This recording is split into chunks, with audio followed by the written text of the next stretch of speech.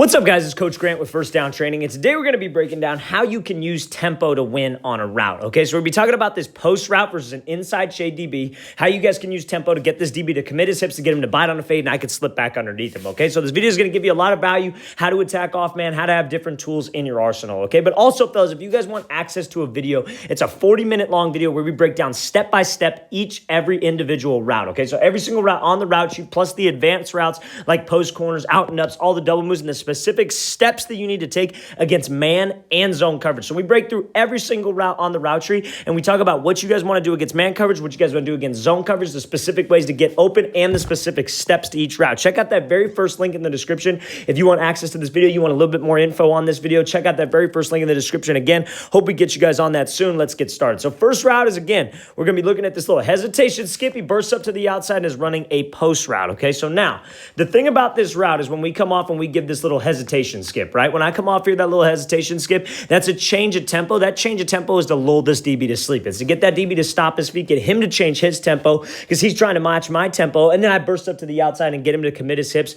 and turn his hips and run, okay? So now, when I come off the line of scrimmage, everybody knows when you got to run this post route, where do we want to attack? We want to attack this outside shoulder, not his inside shoulder. That's a mistake a lot of people make. If he were to be running an out route or like a corner route, you would want to square this DB up and attack his midline because what he's coached to do is to keep his leverage to the inside. So he would weave to the inside. That's what they call that. He would weave to the inside, and if you had to run a post, you'd end up running right into him, right? But if you had to run it out, you attack his leverage, you square him up, he keeps his space. Look at all the space that you just created for yourself. So it's kind of the opposite when you have inside shade. You want to try to close the distance. This receiver decides to come off fast, gives a little tempo change, then he bursts up to the outside.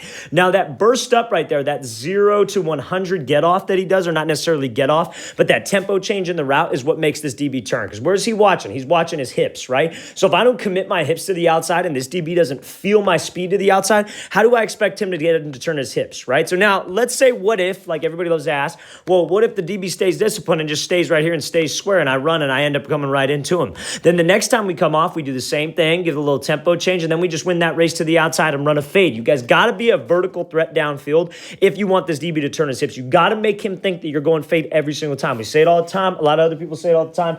Everything is a fade until it's not, right? Everything's going vertical until it's not, and I break this thing off. So make sure that I'm nice and slow, change my tempo, then I burst up. That's when we get this guy to turn his hips. Now, some of you might be thinking like, well, this is going to take too long, right? Because he's doing a little hesitation skip. He's slowing himself down, right? But the thing about this route is that it's not in every situation. It's good to have different tools in your arsenal, especially against off man. Trust me, quarterbacks know that it's man coverage, and you got to give him something at the top to get some space. They know that I might have to buy a little bit of time to let him get to this window so I can make this throw, right? Obviously, if you're taking forever, you're skipping, you're doing like 8 moves at the top and then you go, that's not going to work. But if you come off and you give just a little tempo change, then you burst up field, trust me, that's not going to affect timing. That's not going to affect anything. It's no different than trying to get off a jam and fight a guy press with his hands on you, okay? You don't want to do this every time. I recommend getting down full speed first. Like I recommend maybe coming at him a couple times where you just attack this outside shoulder, you get him to turn on his hips, he starts to gauge your speed, then you come at him with a tempo change. That's what I recommend. Let's watch this thing again, full speed one more time.